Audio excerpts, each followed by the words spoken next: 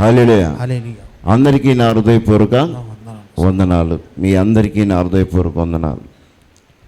చూడండి, ఇందాక మనం తీసుకున్న వాక్యం, యెహోవా నిన్ను గూర్చిన వార్త విని నేను భయపడుచున్నాను. యెహోవా సంవత్సరంలో జరుగుచుండగా నీ కార్యము నూతన పరచుము. సంవత్సరంలో జరుగుచుండగా దానిని తెలియజేయము.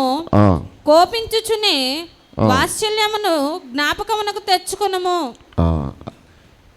యెహోవా నిన్ను గురించిన వార్త విని నేను ఎంతో భయపడుచున్నానయ్యా.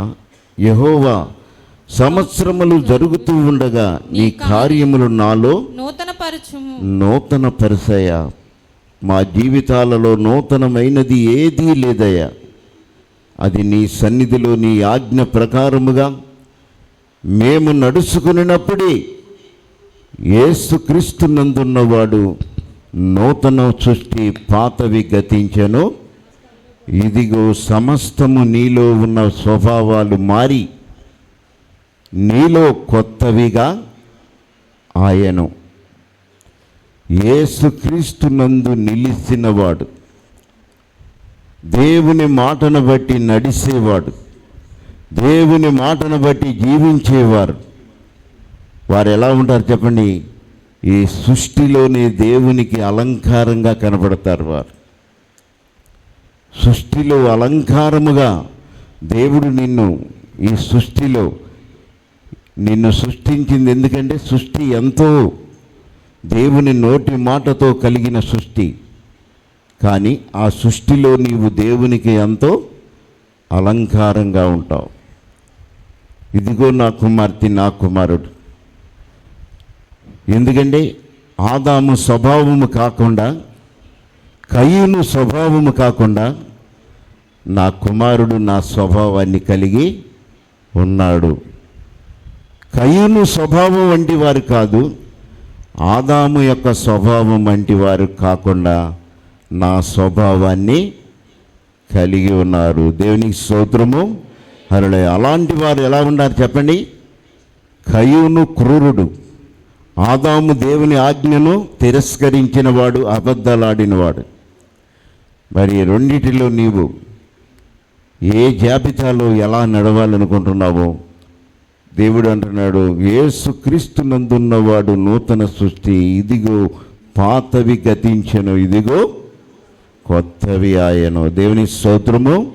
హల్లెలూయా. కనుక కొత్తదనము నీలో కనపడాలని చూడండి. యెషయా గ్రంథము 52వ అధ్యాయము 10వ వచనాన్ని చూడండి. యెషయా గ్రంథము.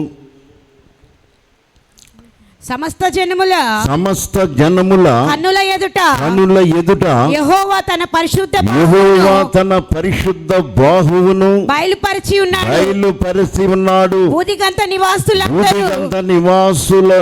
నివాసులందరూ మన దేవుని రక్షణ చూచెదరు. మన దేవుని యొక్క రక్షణను చూచెదరు. పోండి అచ్చట నుండి వెళ్ళండి. అపవిత్రమైన దేదియు ముట్టకండి. దాని యొద్ద నుండి మీరు తొలగిపోండి. యెహోవా సేవోపకరణములను మోయువారులారా, మిమ్ములను మీరు పవిత్రపరచుకొనండి. మీరు త్వరపడి బయలుదేరరు,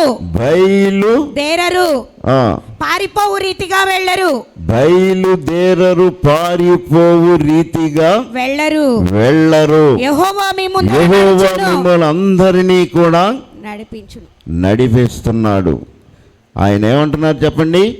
పోండి, అచ్చట నుండి మీరు త్వరగా వెళ్ళిపోండి. యెహోవా తన బాహుబలము పరాక్రమము కలిగిన దేవుడు. ఆయన నీ వైపు తన హస్తాలను సాపి ఉన్నాడు. భూదిగంత నివాసులను అందరినీ కూడా ఆయన మహిమపరుస్తానికి, రక్షణ ఆనందం వారికి కనపరుస్తానికి దేవుడే తన హస్తాలు నీ మీద సాపి ఉన్నాడు. మీరు ఎక్కడి నుంచి పారిపోండి చెప్పండి? పోండి, అపవిత్రమైన దాని యొద్ద నుండి పారిపోండి. అపవిత్రమైన దాని యొద్ద నుండి త్వరగా మీరు పారిపోండి. దేవుని యొక్క అక్కడ ఏమన్నారు చెప్పండి, అక్కడ యెహోవా యొక్క సేవోపకరణములను మోసేవారులారా, మిమ్మును మీరు పవిత్రపరచుకొని యెహోవా యొక్క పరిచర్య చేసేవారులారా, యెహోవాకు దేవునికి ఆరాధన చేసేవారులారా, దేవుని సన్నిధిలో మీరు పవిత్రులుగా ఉండునట్లు త్వరగా మీరు వెళ్ళుడి. ఏమన్నారు చెప్పండి, వెళ్ళుడి. పోండి, పరిగెట్టండి, పోండి పోండి. అపవిత్రమైన దాని యొద్ద నుండి మీరు త్వరగా వెళ్ళుడి, పారిపోండి. అది మీకే రక్షణ. కనుక మీకు రక్షణ కలగాలి అంటే మీ హృదయాలలో ఏ అపవిత్రమైన తలంపులతో మీరు నడుస్తున్నారో వాటి యొద్ద నుండి త్వరగా మీరు పారిపోండి. దేవునికి స్తోత్రము. అలా కనుక దేవుడు మనకు తోడుగా ఉన్నాడు. దేవుడు మనకు తోడై ఉన్నాడు కనుక సంవత్సరములు గతించుస్తున్నా దేవుడు నీకు ఇంకా ఏం చేస్తున్నాడు చెప్పండి, ఆయన దయా కిరీటము నీ మీద ఉంచి ఉన్నాడు. ఆయన దయా కిరీటము నీ మీద, దయగలిగిన కిరీటము నీ మీద ఇంకా అలంకారముగా ఉంచి నా రక్షణ ఆనందాన్ని నా బిడ్డకు నేను సమృద్ధిగా నా చేతులలో ఆ బిడ్డను కాపాడటానికి సిద్ధముగా ఉన్నవి అని దేవుడు అక్కడ తెలియపరుస్తున్నాడు. చూడండి, యోబు గ్రంథము 36వ అధ్యాయము 10వ వచనాన్ని చూడండి. యోబు గ్రంథము 36వ అధ్యాయము 10వ ఉపదేశము వినుటకై ఉపదేశము వినుటకై వారి చెవిని తెరవ చేయుము, వారి చెవులను తెరవ చేయుము, పాపము విడిచి రండని ఆజ్ఞ ఇచ్చును. వారు ఆలకించి ఆయనను సేవించిన ఎడల తమ దినములు క్షేమముగాను తమ సంవత్సరములు సుఖముగాను వెళ్ళబుచ్చెదరు. వారు ఆలకింపని ఎడల వారు బాణముల చేత కూలి నశించెదరు. జ్ఞానము లేని వారులారా, దేవుడు ఏమంటున్నారు చెప్పండి, జ్ఞానము లేకయే నా జనులు తండోపతండాలుగా ఎక్కడికి వెళ్తున్నారు చెప్పండి, పాతాళము వైపు పరిగెడుతుంది ఈ లోకం. పాతాళము వైపు పరిగెడుతున్న ఈ లోకములో నా బిడ్డలకు నేను ఉపదేశాన్ని వారికి సిద్ధపరిచి ఉన్నాను. వారి చెవులను తెరవజేస్తాను, నా ఉపదేశము వారికి వినిపిస్తాను. వారు జీవించిన సంవత్సరాలు సుఖముగా ఉండాలి అని, వారు జీవించే సంవత్సరాలలో ఏ శ్రమలు కూడా అనుభవించకూడదు అని నా బిడ్డల కొరకు నేను ఉపదేశాన్ని సిద్ధపరుస్తున్నాను. ఎందుకు సిద్ధపరుస్తున్నాడు చెప్పండి, వారిని రక్షించాలని. ఉపదేశము ఏమన్నారు చెప్పండి, నేను వచ్చి వారికి బోధించకపోతే వారి పాపమునకు ఇక ఇష్టం లేదు. దేవునికి స్తోత్రము. అలా కనుక వారి పాపాలకు ఇక లెక్కే లేదంట. అందుకే ఆయన బోధించడానికి వచ్చాడు, గొప్ప బోధకుడుగా వచ్చాడు మన ప్రభు. ఆయన బోధిస్తుంటే పాపాలు వదిలిపెట్టి కుష్టి వ్యాధిగ్రస్తులు స్వస్థత పడి, అలాగనే ఆయన మాట యందు విశ్వాసం ఉంచితే ఏం చెప్పండి, సముద్రాలు కలవరపడినాయి. అలాగనే వ్యాధిగ్రస్తులు స్వస్థత పడ్డారు, చనిపోయిన వారు కూడా లేపబడ్డారు. ఇట్లాంటి బోధలు మేము ఎప్పుడూ వినలేదు. మేము అనేక సంవత్సరాల నుంచి మీ బోధలు వింటున్నాం, కానీ ఎంత శక్తివంతమైన బోధలు మేము వినలేదయ్యా అని చెప్పి వారు దేవుని సన్నిధిలో సాగిలపడ్డారు. ఎందుకు సాగిలపడ్డారండి, మరుగైన విషయాలను మీకు బోధించాలని. శక్తివంతమైన లేఖనాలు, పరలోకము నుండి దిగి వచ్చిన వాడను కనుక పైనున్న సంగతులే, నా రాజ్యం యొక్క నీతినే మీకు నేను బయలుపరుస్తున్నాను. ఈ లోక సంబంధమైనది నా రాజ్యము కాదు. దేవుని స్తోత్రము. అలా ఆ రాజ్యము గురించి ధన వ్యామోహాల గురించి నేను మాట్లాడలా. మొదటగా నా రాజ్యాన్ని వెతకండి, సమస్తం మీకు దొరుకుతాయి. నా రాజ్యంలో ఉన్న నీతిని వెతకండి. దేవుడు నీతిని ఎవరు వెతకటలా.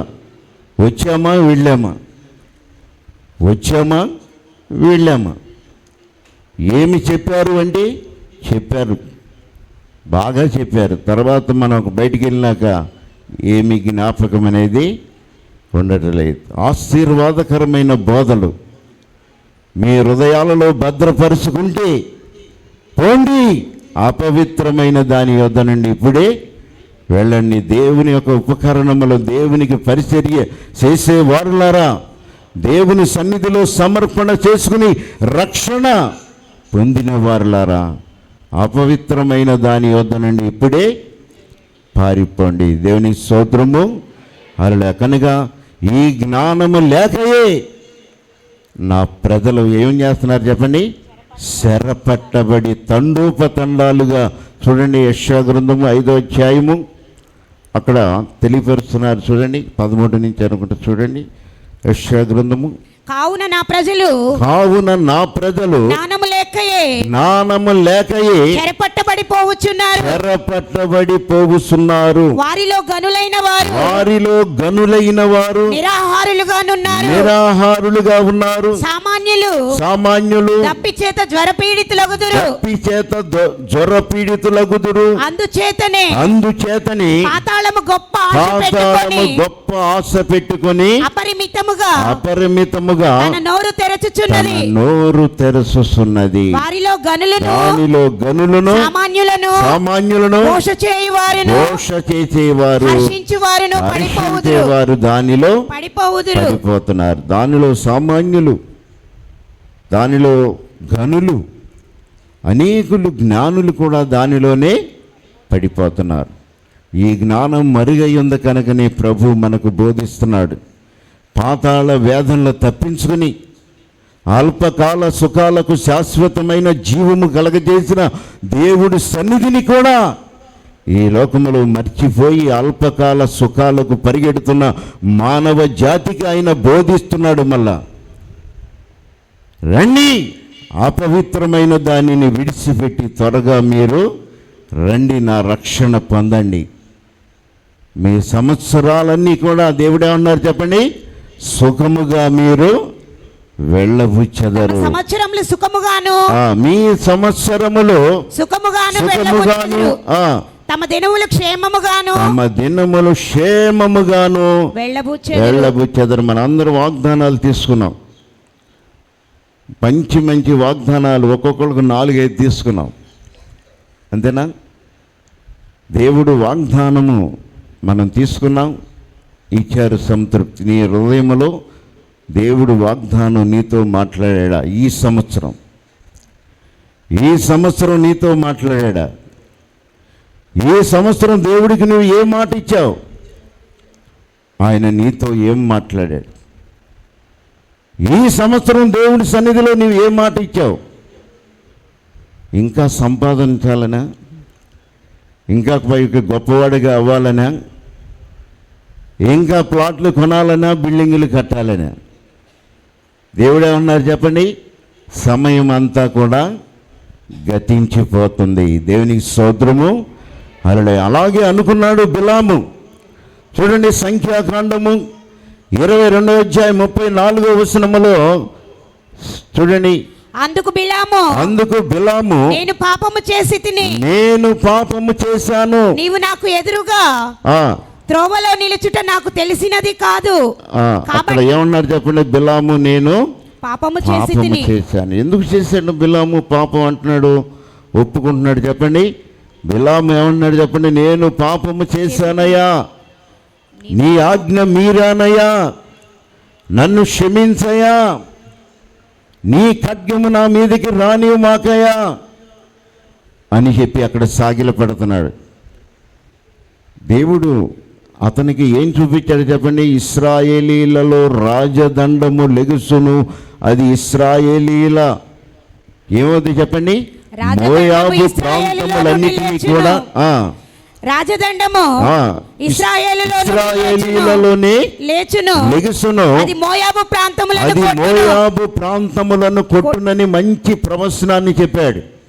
యేసు ప్రభు గురించి ప్రవచనాన్ని, దేవుని యొక్క రాకడ, ఇదిగో నేను దూరముగా చూస్తున్నాను, మహాశక్తివంతుడు భూలోకములో సమస్త మానవ జాతిని కాపాడే దేవుడు, శక్తివంతమైన దేవుడు ఆయన ఆకాశములో నక్షత్రముగా ఉదయించనై ఉన్నాడు.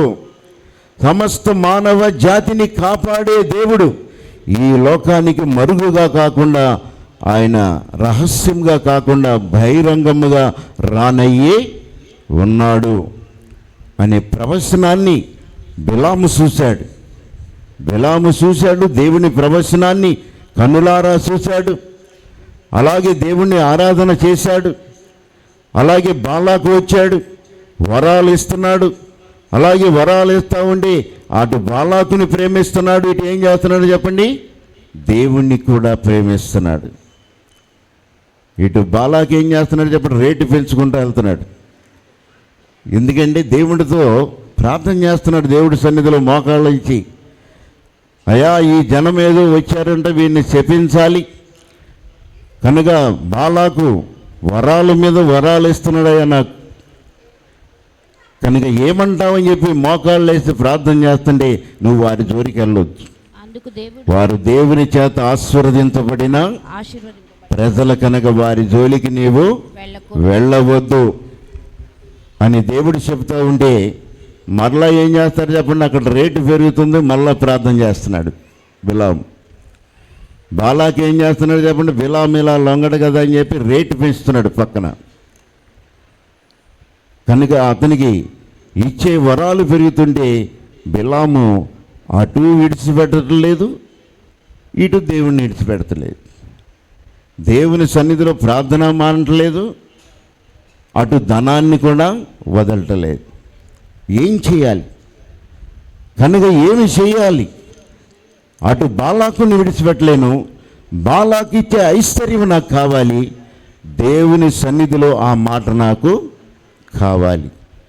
ఎవడు ఇద్దరు యజమానులకు దాసులుగా ఉండలేరు. మీరు ఎవరు కూడా ఇద్దరు యజమానులకు దాసులుగా ఉండలేరు. ఎందుకంటే మీరేమన్నారు చెప్ప, ఉంటే చల్లగానైనా లేకపోతే వెచ్చగానైనా ఉండండి. నువ్వు వెచ్చగా ఉంటే దేవుడు అంటున్నాడు, నా కోపాన్ని మీరు రేపుతూ ఉన్నారు. దేవుని స్తోత్రము. అలా కనుక నా కోపాన్ని మీరు రేపవద్దు, ఉంటే చల్లగానైనా ఉండండి, లేదా నులివెచ్చగా ఏమన్నా చెప్పండి, వెచ్చగానైనా చల్లగానైనా ఉండటం ఒక్కటే తీర్మానము చేసుకునండి. దేవుని స్తోత్రము. హల్లెలూయా. బిలాము ఏం చేశారు చెప్పండి, లాస్ట్కు ప్రవక్తలు చనిపోయినట్లుగా, దేవుని ప్రవక్తలు చనిపోయినట్లుగా కూడా నేను చనిపోవాలయ్యా, ఎందుకంటే భక్తిహీనులు మరణము సామాన్యమైనది కాదయ్యా అని చెప్పి దేవుడి సన్నిధిని విడిచిపెడతలా, అలాగనే ఇటు బాలాకుని విడిచిపెడతలా. కనుక అలా ప్రార్థన చేస్తున్నాడు. కనుక కీడు చెయ్యడు కానీ అతను తానంతట తాను చేయడు కానీ పక్కన ఉన్న వాళ్ళతో సలహా ఇచ్చి చేపిస్తూ ఉంటాడు. కనుకనే అలాగూ దేవుని సన్నిధిలో దేవుని బిడ్డలకు ఏ విధముగా కీడు వస్తుందో కీడు సలహాలు ఇచ్చి లాస్ట్కి ఏమయ్యాడు చూడండి. సంఖ్యాకాండము 31వ అధ్యాయము 8వ వచనంలో బాలాకు చూడండి, అక్కడ బిలాము మరణం ఎంత ఘోరంగా ఉందో చూడండి. అమ్మా, చంపబడిన ఇతరులు కాక మిద్యాను రాజులను అనగా మిద్యాను 5 రాజైన ఎవని రెక్కేమును, సూరును, హూరును, రెబాను చంపిరి. బేయేరు కుమారుడైన బిలామును ఖడ్గముతో చంపిరి, ఖడ్గముతో చంపివేశారు. అతను దేవుని యొక్క ప్రవక్త అయ్యుండి దేవునికి ఇష్టమైన మరణము పొందవలసిన వాడు, కానీ లౌకికమైన భక్తి తాత్పర్యం కలిగి ఇటు ధనాన్ని విడిచిపెట్టలేడు, ఇటు దేవుణ్ణి విడిచిపెట్టలేడు. అలాగే దేవుని ఆజ్ఞలను విడవడు, అటు బాలాకు చెప్పే మాట మానడు, వినకుండా మానలేడు. కనుకనే దేవుడు అతను ఏం చేశాడు చెప్పండి, భక్తిహీనులతో పాటు అతడు చనిపోయాడు. దేవుని స్తోత్రము. అలా భక్తిహీనులలో సమాధి చేయబడ్డాడు.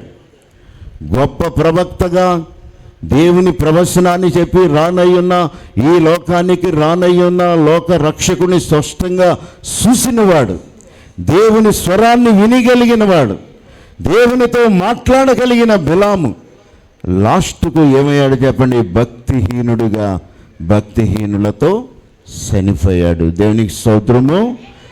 అలాగూ కాకుండా దేవుడు ఏం చేస్తున్నాడు చెప్పండి, రెండవ రాజులు 7వ అధ్యాయము. కొంతమంది ఏం చేస్తున్నారు చెప్పండి, 13వ వచనం.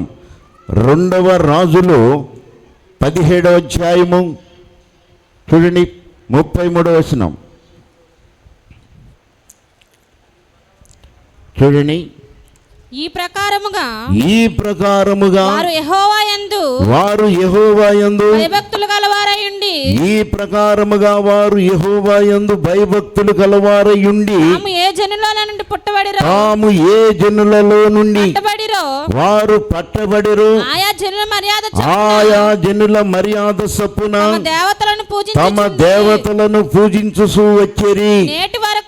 నేటి వరకు తమ పూర్వ మర్యాదల ప్రకారము నేటి వరకు కూడా తమ పూర్వపు మర్యాదల ప్రకారముగా చేయుచున్నారు.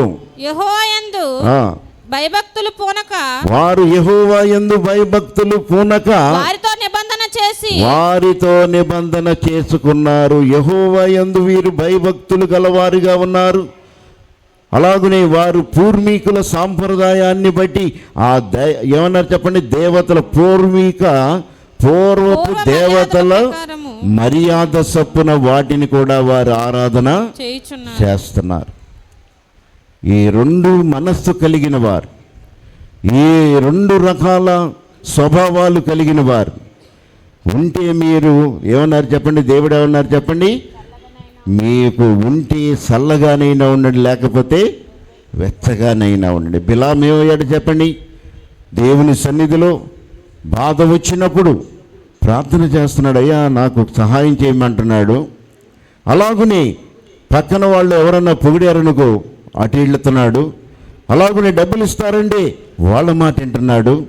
కనుక అలాగూ చేసి ఏమయ్యాడు చెప్పండి, బిలాము భక్తిహీనుల మరణము వంటి మరణాన్ని పొందుకున్నాడు. దేవునికి స్తోత్రము. హల్లెలూయా. దేవుని బిడ్డల మరణము వంటిది కాదు. దేవుని బిడ్డలో ఏర్పాటు కలిగిన వారి మరణం వేరుగా ఉంటుంది, అది ఆశీర్వాదంగా ఉంటుంది. కానీ అతని మరణము భక్తిహీనులలో అతను కూడా ఎంచబడి చంపబడి ఉన్నాడు. దేవునికి స్తోత్రము. హల్లెలూయా. కనుక ఇశ్రాయేలీయులు ఏం చేశారు చెప్పండి, 41వ వచనం. ఆ ప్రజలు అలాగున యెహోవా యందు భయభక్తులు గలవారై తమ పెట్టుకొనిన విగ్రహములను పూజించుచూ వచ్చిరి. మరియు తమ పితరులు చేసినట్లుగా వారి ఇంటి వారును వారి సంతతి వారు నేటి వరకు కూడా అలాగనే వారు చేయుచున్నారు. 40 చూడండి పైన. వారు యెహోవా మాట వారు దేవుని మాటను వినక తమ పూర్వపు మర్యాద చొప్పున వారు జరిగించు వచ్చారు. వారికి దేవుడు ఎన్నో విషయాలు తెలియపరిచిన మాటను వినకుండా పూర్వపు మర్యాద చొప్పున, పూర్వీకులు మర్యాద చొప్పున, తల్లిదండ్రులు మర్యాద చొప్పున నడిచి ఏం చేసుకున్నారు చెప్పండి, శాపానికి గురి అయ్యారు. దేవుని స్తోత్రము. హల్లెలూయా. కనుక నీ హృదయములో దేవుడు ఏమన్నారు చెప్పండి, ఆయన ఏమంటున్నారు చెప్పండి, ఏమన్నారు చెప్పండి, తండ్రిది పిల్లలకు రాదు, పిల్లల భక్తి తల్లిదండ్రులకి రాదు. ఎవరి భక్తి వారిదే, ఎవరి యొక్క భక్తి తాత్పర్యం వారినే కాపాడుతుంది.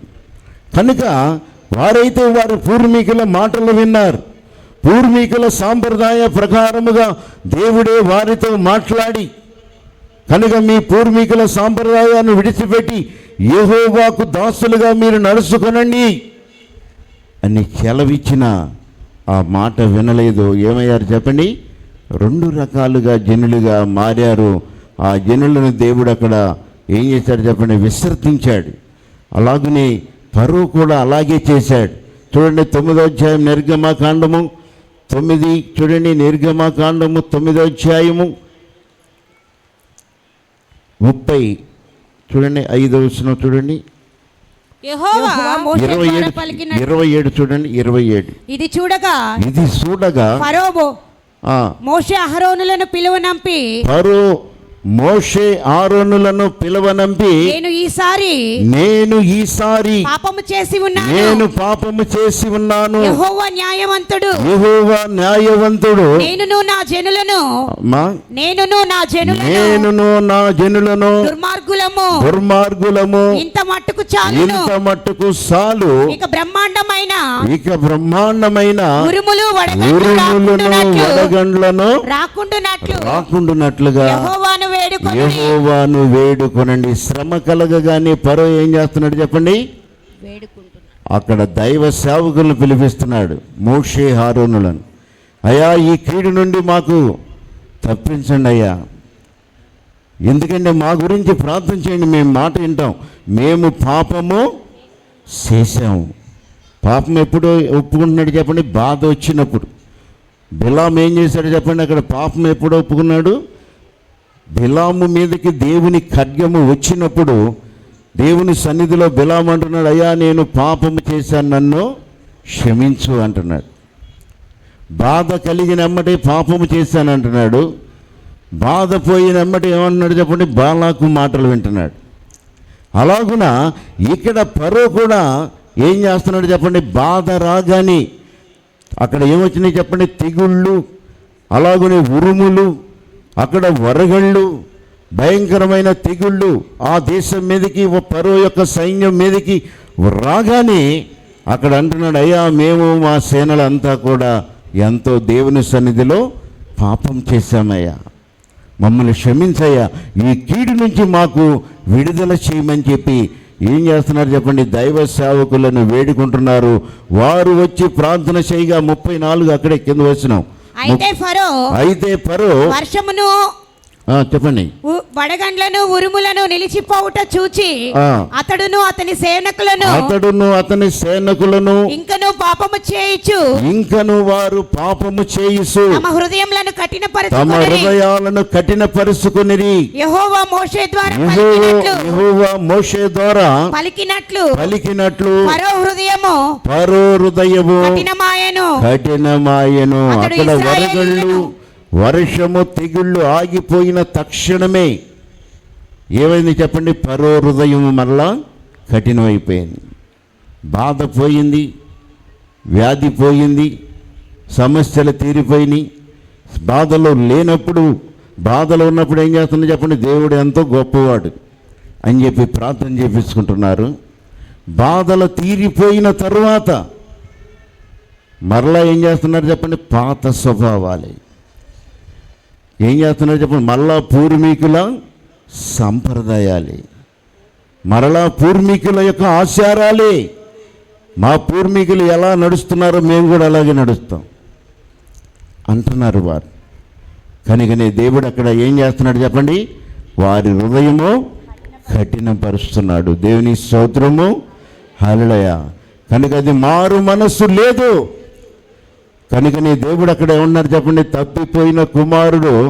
చూడండి లోకాసు వార్త 15వ అధ్యాయం 18వ వచనములో తప్పిపోయిన కుమారుడు అక్కడ నేను లెగిసి నా తండ్రి యొద్దకు వెళ్ళి తండ్రి నేను పరలోకమునకు విరోధముగాను నీ ఎదుటను పాపము చేసి తిని ఇక మీదట నీ కుమారుడునని అనిపించుకొనుటకు యోగ్యుడను కాను. ఎక్కడి నుంచి లేచాడు చెప్పండి?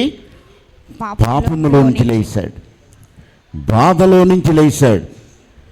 ఎందుకంటే దేవుని సన్నిధిలో దేవుని ఆజ్ఞలను మీరిన తరువాత ఏం కలిగింది చెప్పండి? బాధ కలిగింది, శ్రమ కలిగింది, అతనికి ఎంతో వేదనలు కలిగినాయి. ఆ బాధను బట్టి తట్టుకోలేక అక్కడ నుండి ఏం చేశాడు చెప్పండి? ఆ కుమారుడు లెగిశాడు. దేవునికి స్తోత్రము, హల్లెలూయా. లెగాలి. కనుక నీవున్న చోటున ఈ 2025 సంవత్సరం నీవు ఏ స్థితిలో ఎలా పడి ఉన్నావో, అబద్ధాలు, మోసాలు, అన్యాయం, అక్రమాలలో నీవు ఏ విధముగా పడిపోయి ఉన్నావో దేవుడు అంటున్నాడు, అక్కడ నుంచి నీవు లెగిస్తే దేవుడు అంటున్నాడు నీకు రక్షణ ఆనందాన్ని కలగజేస్తాడు. దేవుని స్తోత్రము. ఆ పాపములోని, ఆ అబద్ధాల్లోని, ఆ మోసకరమైన ఆలోచనలతోని ఇంకా మనం అట్లాగే జీవిస్తూ ఉంటే ఎన్ని సంవత్సరాలు నీకు ఆశీర్వాదముగా ఇచ్చిన దేవుడు అంటున్నాడు, నా కుమారుడా నీలో మారు మనసు కలగటలేదయ్యా, నా కుమార్తె రక్షణ పొందావు, కానీ నా ఆజ్ఞలను వెతుకుతున్నావా, నా గురించి జీవిస్తున్నావా అని దేవుడు నిన్ను అడిగినప్పుడు సమాధానం చెప్పవలసిన బాధ్యత ఎవరి మీద ఉంది చెప్పండి? మన మీద ఉన్నది. దేవునికి స్తోత్రము. అలా బాధ కలిగినప్పుడు ఏమన్నారు చెప్పండి? అయ్యా నేను పాపం చేశానయ్యా, నన్ను క్షమించయ్యా. అందరూ ఒప్పుకునే ప్రార్థనే అది, అందరూ అనే ప్రార్థనే. కనుక తప్పిపోయిన కుమారుడు అక్కడి నుండి లెగిశాడు. దేవునికి స్తోత్రము. లెగాలి. నీవు ఆ స్థలములో, ఆ పాపములో, ఆ అపవిత్రతలోనండి మీరు త్వరగా ఏమన్నారు చెప్పండి? పొండి అక్కడ నుండి మీరు త్వరగా పారిపోండి. దేవుడు మీకు పొండి అచ్చట నుండి వెళ్ళండి. అపవిత్రమైన దేనిని అపవిత్రమైనది దానిని ఏది కూడా ముట్టకండి. దాని యొద్ద నుండి మీరు ఇప్పుడే తొలగిపోండి. దేవునికి స్తోత్రము. లెగండి అంటున్నాడు. ఇప్పుడైనా ఆ భయంకరమైన ఆ శోధనలో నుండి, ఆ అబద్ధాల్లో నుండి, మోసములో నుండి ఇప్పుడైనా అపవిత్రమైన దానిని విడిచిపెట్టి త్వరగా మీరు పారిపోండి. దేవుని స్తోత్రము. అలా కనుక మీరు రక్షించబడతారు. యెహోవా బాహువు చాపి ఉన్నాడు, ఆయన దేశం మీద రక్షణ ఆనందాన్ని కనపరచుటకై దేవుడు హస్తాలు చాపి ఉన్నాడు. దేవునికి స్తోత్రము. అలా కనుక మనము ఎంతో కాలమైంది వాగ్దానాలు తీసుకుంటున్నాం. దైవ సేవకులు, గొప్ప దైవ సేవకులతో ప్రార్థన చేపించుకుంటున్నాం. అలాగే దేవుని మందిరములు గొప్ప దైవ సేవకుల యొక్క వాక్యాన్ని కూడా వింటున్నాం. కానీ మారు మనసు కలగటలేదు. మన పూర్వీకుల యొక్క సంప్రదాయాలే, మన పూర్వీకుల యొక్క ఆచారాలే కనుకని ఏ మేలు మనము చూడలేకపోతున్నాం. దేవుని ఆశీర్వాదాలు మన మీదకి రావలసినవన్నీ కూడా ఆగిపోతున్నాయి.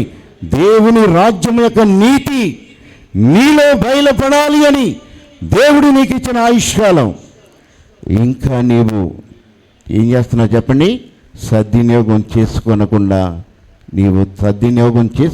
ఏం చేస్తున్నావు చెప్పండి? మరుగుగా జీవిస్తున్నావు. దేవుని స్తోత్రము. అలా కనుక దేవుడు ఇదే మనకు అనుకూల సమయం కనుక ఈ రక్షణ దినాన్ని చూడండి. 1 కొరింథీ కనుక 10వ అధ్యాయము 21లో ఆయన ఏమంటున్నారు చెప్పండి?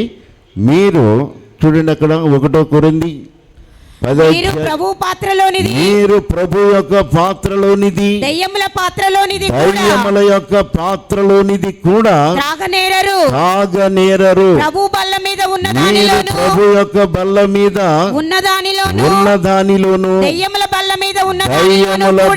మీద ఉన్న దానిని కూడా పాలు పొందనేరరు. మీరు ప్రభు యొక్క పాత్రలోనిది, దయ్యముల పాత్రలోనిది కూడా మీరు త్రాగనేరరు. ప్రభు యొక్క బల్ల మీద ఉన్న దానిలోను, దయ్యముల యొక్క బల్ల మీద ఉన్న దానిలో కూడా మీరు పాలు పొందనేరరు. దేవునికి స్తోత్రము. హల్లెలూయా. కనుక మీరు దయ్యముల బల్ల అనగా దేవునికి ఇష్టము లేని ఆహారం, దేవునికి ఇష్టము లేని స్థలాలలో మీరు వెళ్ళి అక్కడ విందు చేస్తున్నారు. దేవుడు ఏ స్థలం అపవిత్రమైనదని, ఏది ఎక్కడ ముట్టకూడదని ఆయన మీకు చెలవిచ్చాడో ఆ జనులలోనికి వెళ్ళి వారితో కలిసి మీరు సంతోషిస్తున్నారు. కనుక దేవుడు అంటున్నాడు, నా బల్ల పరిశుద్ధమైనది, నా రక్తము పరిశుద్ధమైన రక్తాన్ని మీ కొరకు నేను చిందించాను. మీరు ఇద్దరు యజమానులకు దాసులుగా ఉండలేరు. కనుక మీరు ఒకరిని సేవించాలి, ఒకరికి మీరు ఏం చేయాలి చెప్పండి, విడిచిపెట్టాలి. కనుక ఇద్దరిని కూడా మీరు సేవించలేరు. కనుక మీరు రెండు రకాల మనస్తత్వంతో, రెండు రకాల ఆలోచనతో మీరు ఉంటే చల్లగానైనా ఉండండి, లేకపోతే వెచ్చగానైనా ఉండండి. నులివెచ్చని జీవితాన్ని దేవునికి అసహ్యత, ఆయన నోటి నుండి ఉమ్ము వేస్తాడు అని దేవుడు తెలియపరుస్తున్నాడు. కనుక దేవుని బిడ్డలుగా మనకిచ్చిన ఈ సమయంలో మరి బిలాము ఏ రీతిగా బాధ కలిగినప్పుడు పాపం చేశాను ప్రభువాన్ని ఒప్పుకుంటున్నాడు. సంతోషంగా ఉన్నప్పుడు దేవుని బిడ్డలకు కీడు మాటలు, కీడు తలంపులు కలిగి ఉంటున్నాడు. దేవునికి స్తోత్రము. అలా కనుక మీ మనసు మారకపోతే ఏం చేస్తారు చెప్పండి, దేవుని సన్నిధిలో దేవుని బిడ్డలకే మీరు విరోధంగా మారిపోతారు. కనుక మీరు దేవుని సన్నిధిలో దేవుని చిత్తమును ఎరిగిన వారైతే ఎలా ఉంటారు చెప్పండి, దేవుని కుమార్తెలుగా కుమారులుగా ఉంటారు. కనుక మీ సహోదరులను ప్రేమించండి. వారు శ్రమలు పడినప్పుడు, వేదనలో ఉన్నప్పుడు మీరు వారిని ఆదరించండి అనే మనస్సు మనం కలిగి ఉంటాం. అలాంటి స్వభావాలు కలిగిన వారిగా మనం ఉండాలని ప్రభు మనలను ఏర్పాటు చేసుకున్నాడు. ఈ 2025 సంవత్సరం నీకు ఆశీర్వాదంగా ఉండటానికి ఓ దేవుని యొక్క ఉపకరణములను మోసేవారులారా, దేవుని సన్నిధిలో ఆరాధన చేసేవారులారా, మీరు అపవిత్రమైన దాని నుండి త్వరగా మీరు పారిపోండి. దేవునికి స్తోత్రము. అలా కనుక దేవుడు మనలను అపవిత్రమైన దానికి దూరముగా ఉండి ప్రభు సన్నిధిలో ఆయన మహిమపరుస్తూ ఆయన రాజ్యం యొక్క నీతిని ఇంకా ఎరగని ప్రజలను నీ ద్వారా బలపరచాలని, నీ మాట ద్వారా ఇంకా అనేక మంది రక్షించబడాలని నీకు రక్షణ ఇచ్చాడు. కనుక ఆ రక్షణ విలువ గ్రహించి దేవుడు అంటున్నాడు ఆయన సన్నిధిలో నమ్మకమైన కుమార్తెగా. చూడండి, రోమాపత్రిక 12వ అధ్యాయం 1వ వచనములో చదువుకుని బల్లారాజు ఉన్నది కనుక మనము చూడండి, కాబట్టి సహోదరులారా పరిశుద్ధమును చదవండి, దేవునికి అనుకూలమయ్యున్న సజీవ యాగముగా మీ శరీరాలను ఆయనకు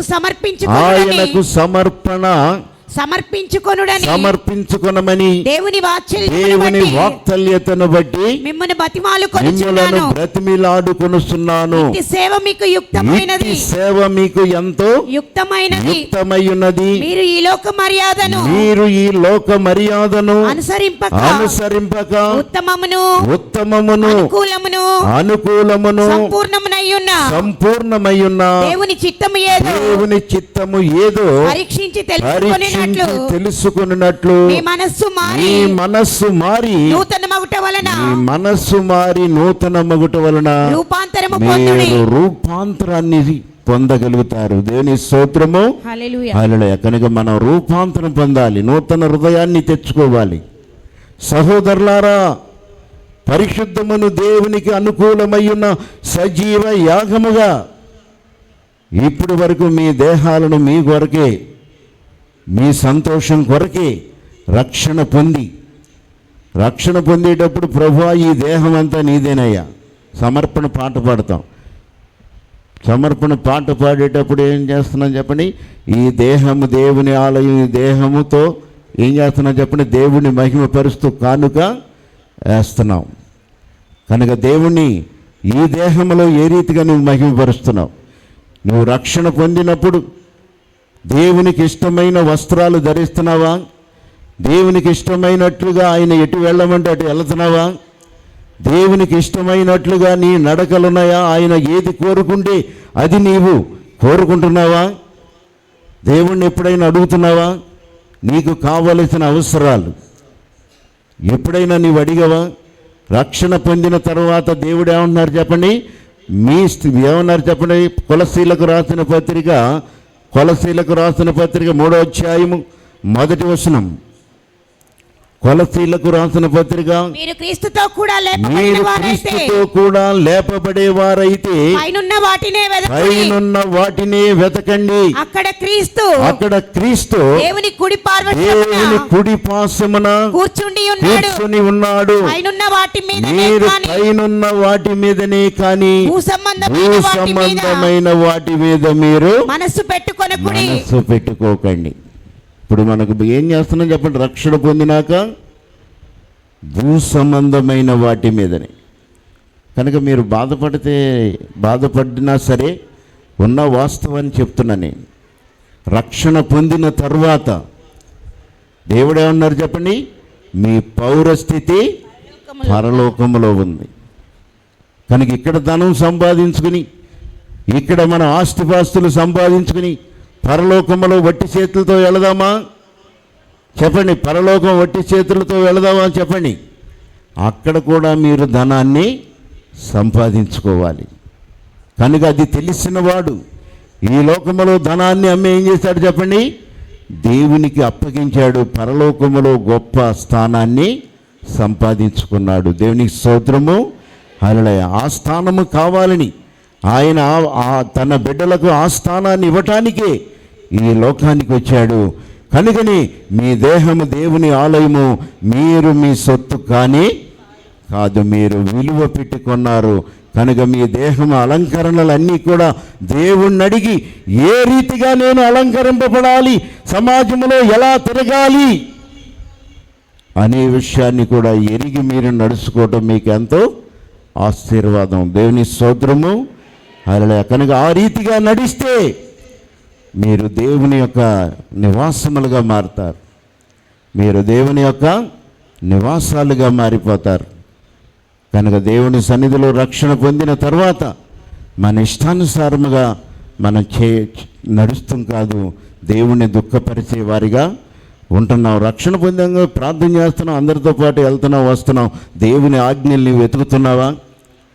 కనుక దేవుడు అంటున్నాడు, నాకు అది జరగలేదు, ఇది జరగలేదు, ఈ శ్రమ ఎంతో కాలం నుంచి నన్ను వెంబడిస్తుంది అని నీవు శ్రమలతో చెప్పుకుంటున్నావు, కానీ దేవుని నీతిని వెతుకుతున్నావా అని దేవుణ్ణి అడిగితే సమాధానం నువ్వు చెప్పాలి. కనుక దేవుడు నీ అంటున్నాడు చెప్పండి, ఈ లోక మర్యాదను మీరు అనుసరింపవద్దు, ఉత్తమమును అనుకూలమైన దేవుని చిత్తము ఏదో పరీక్షించి తెలుసుకొనటం వల్లనే మీరు రూపాంతరమును పొందుతారు. దేవుని స్తోత్రము, అలా. కనుక రూపాంతరం పొందాలని దేవుడు యేసు ప్రభు వారి ఈ లోకములో ప్రార్థన చేసినప్పుడు ఆయన రూపాంతరం పొందాడు. అది చాలా ఎత్తైన పర్వతం. ఆ పర్వతం మీదకి నేను కూడా వెళ్ళాను. అక్కడ చూస్తే ఇజ్రాయిల్ ప్రాంతం అంతా కనబడుద్ది. అంత చాలా ఎత్తైన ప్రాంతం అది. యేసు ప్రభు వారు అక్కడ రూపాంతరం పొందారు. ఆయన ప్రార్థన చేసినప్పుడు ఆయన వస్త్రాలు ఏ సాకలి ఉతకలేనంత మహిమ కలిగిన శరీరము ఆయన ధరించాడు. అలాగున మీరు కూడా రూపాంతరం పొందాలని ఈ రక్షణ మీకు ఇచ్చాడు.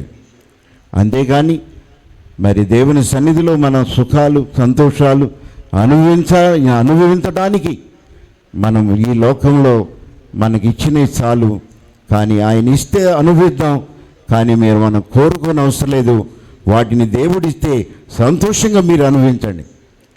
దేవుడు ఏమన్నారు చెప్పండి, మీరు అడిగేది కొద్దిగైతే నేను ఇచ్చేది ఎంతో ఉన్నది అంటున్నాడు. మీ అందరూ మీరు ప్రయాసపడని అవసరం లేదు. నన్ను అడగక ఆలోచన చేసి మీరు ఏమవుతున్నారు చెప్పండి, ఏం చేస్తున్నారు చెప్పండి? నన్ను అడగక ఆలోచన చేసి అయినను మీకు దొరకటల్లా. నన్ను అడగక ఆలోచన చేసి ప్రయాసపడుతున్నారు, కానీ మీకు ఏది దొరకటల్లా. దేవునికి స్తోత్రము, హల్లెలూయా. కనుక దేవుడు మనకు సమృద్ధిగా ఇచ్చాడు. ఆయన రాజ్యము నీతిని వెతకండి, ఆ తర్వాత సమస్తము దేవుడు మీకు అన్నీ అనుగ్రహించి ఉన్నాడు. దేవునికి స్తోత్రము, హల్లెలూయా. దేవుని వాక్యము దీవించునుగాక. మరి శరీరము కొరకు సిద్ధపడదాం.